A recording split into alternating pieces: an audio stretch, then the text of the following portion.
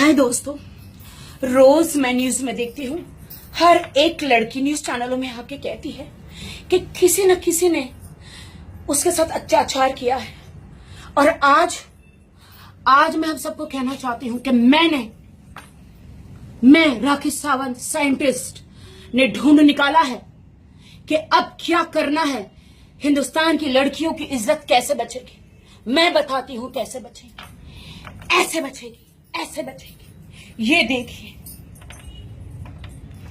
ये ताला, गोदरेज का ताला, जो लगाएगा गोदरेज का ताला वही बन पाएगी बॉलीवुड की बाला।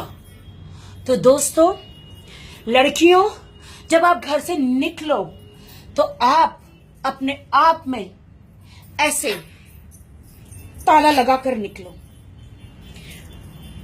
आपकी इज्जत पे कोई हाथ नहीं डालेगा, कभी भी नहीं।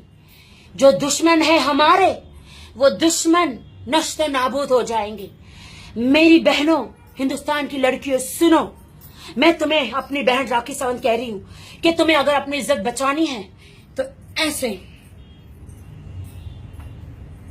गोदरेज का ताला लगाकर अपनी सुरक्षा में निकलो। देखो, किसी को पता भी नहीं चलेगा, है ना।